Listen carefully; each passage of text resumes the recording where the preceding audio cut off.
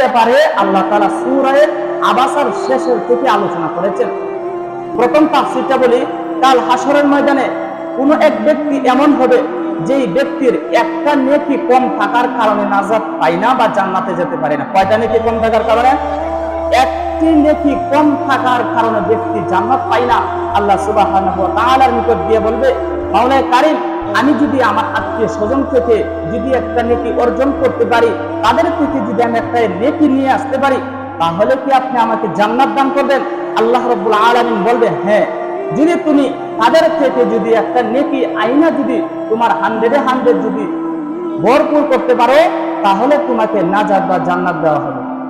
তো ওই ব্যক্তি হাসরের ময়দান শত লক্ষ কোটি কোটি ডলার মানুষের ভিড় থেকে ব্যক্তি তার এইরকম পিতামাতা, আত্মীয় স্বজন, ভাই বোন সবাইকে এরকম খুঁজে বের করবে। ব্যক্তি তার বাবার কাছে যাবে, গিয়ে বলবে, বাবা, দুনিয়ায় তো তুমি বাবা হিসাবে সর্বদা খেয়াল রাখতে আমি সন্তানের জন্য কোন রকম কষ্ট না হয়, তুমি আমাকে রিক্সা চালিয়ে খাওয়াইছো, আমার যেন রোদে পড়তে না হয়, মেঘে ভিজতে না হয়, সর্বদাই খেয়াল রাখতে আমার যেন কোন রকম কষ্ট না হয়। দেখো বাবা, আজ আমার একটা নেকি কম থাকার কারণে আমি জান্নাতে যেতে পারি না, তুমি আমাকে একটা নেকি দিয়ে সাহায্য করো। তখন সেই বাবা ডাকবে, বলবে, তুমি আমার সন্তান না? এরকম সন্তান মায়ের কাছে যাবে, গিয়ে বলবে, মা, আজ তুমি আমাকে একটা নেকি দিয়ে সাহায্য করো। দুনিয়াতে তুমি আমার সবচেয়ে বেশি কাছের ছিলে, আমি যখন ডান পাশে পেশাব করে দিতাম, তুমি আমাকে বাম পাশে নিয়ে রাখতে যেন আমার কষ্ট না হয়। যখন আমি বাম পাশেও পেশাব করে দিতাম, তুমি তখন তোমার বুকের উপর কুলে জড়িয়ে এরকম আমাকে রাত্রি যাপন করতে, যেন আমি সন্তান হিসেবে যেন আমার কষ্ট না হয়। তখন সেই মা বলবে, তুমি আমার সন্তান না? এরকম স্ত্রী তার স্বামীর কাছে যা বলবে, স্বামী আমার, দুনিয়ায় তো সবসময় খেয়াল রাখতে আমি স্ত্রী হিসেবে আপনি খেয়াল করতেন আপনার স্ত্রীর যেন কোন রকম কষ্ট না হয়। তো দেখেন, আজ আমার একটা নেকি কম থাকার কারণে আমি আজ জান্নাত পাই না, আপনি আমাকে একটা নেকি দিয়ে সাহায্য করেন। বলবে, আমি বিয়াই করি না, তুমি আবার স্ত্রী কোথা থেকে হলে?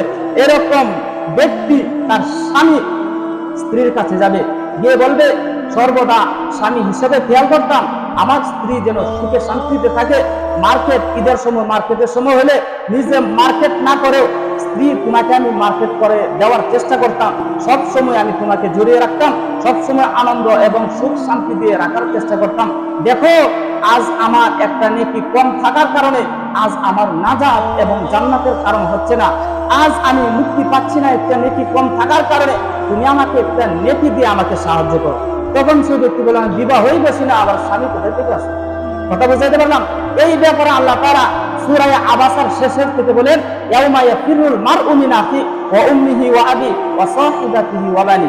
ইয়াউমা ইয়াফিরুল মারউ মিন আখি, সেই দিন অর্থাৎ কাল কিয়ামতের দিন ভাই ভাই দেখে পলায়ন করবে।